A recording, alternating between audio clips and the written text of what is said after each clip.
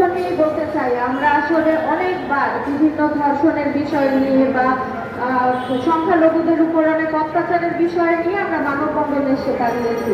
আসলে বারবার আমরা দাঁড়াচ্ছি, বারবার প্রতিবাদ করছি। প্রতিবাদের ভাষা যখন মানুষের সামনে আসছে, প্রশাসনের কাছে যাচ্ছে, সেখানেও আমরা বাধাগ্রস্ত হচ্ছি।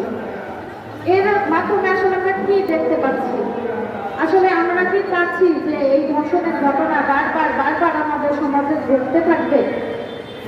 যদি তাই না হয়, আমাদের দেশে এখন আমরা একটুতেই এত বিষয় নিয়ে আন্দোলনে যাচ্ছি, এত বিষয় নিয়ে সবাই সামনে এসে দাঁড়াচ্ছি, যদি ধর্ষণের বিষয়টা আমাদের কাছে কাম্যই না হয়, তাহলে আজকে এখানে আমরা আসলে মাত্র এই কয়েকজন মানুষ কেন? সত্যি এটা দুঃখজনক। আমার মনে হয় যে যারা আমরা চাই না যে আমাদের দেশে এই ধরনের দুঃখজনক, লজ্জাজনক পরিস্থিতির সামনে আসুক, এতদিন আমরা নারীদেরকে বিভিন্নভাবে অভিযোগ করেছি, শীত নিয়ে, পোশাক নিয়ে, বিভিন্ন কারণকে সামনে দাঁড় করিয়ে দিয়েছি নারী ধর্ষণের কারণ হিসেবে। কিন্তু আজকে যে নারী ঘরে দরজা বন্ধ করে রাতে ঘরে রয়েছে, তাহলে তাকে কেন ধর্ষণ করা হলো? তাহলে এটা কি নারীর টিপ পরার দোষ নাকি পোশাক পরার দোষ?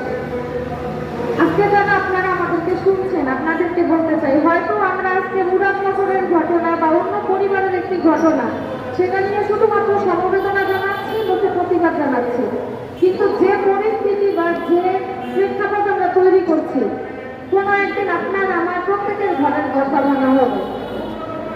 আপনারা কি সেটা চান বা আমরা কি সেটা চাই যে আমাদের ঘরে আমাদের সাথেও এইরকম ঘটনা ঘটুক? যদি সেটা না চাই, তাহলে আমাদের এখন সময় প্রযোজ্য এবং যোগ্য শাস্তিকে দাবির সম্মুখে এনে সেটাকে আমাদের ফলপ্রসূ করতে হবে। এবং এর শাস্তি এবং ধর্ষণের প্রমাণ করতে গিয়ে আসলে এত হয়রানি, এত সময়, এত কিছু চলে যায় যে কোনো সময়ই সঠিক বিচার বা সঠিক কোনো কিছু আমাদের সামনে আসে না। কিন্তু আমাদের দাবি এরকমই হওয়া উচিত যে একজন ধর্ষকের শাস্তি প্রকাশ্যে কঠিনভাবে মৃত্যুদণ্ড হোক, যাতে তার মৃত্যুদণ্ড দেখে অন্যরা এই বিষয়ে চিন্তা করার আগে 10 বার ভাবে।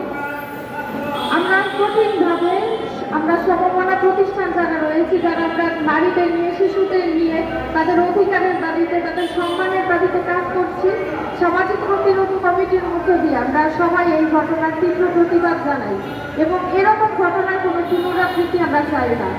ধন্যবাদ।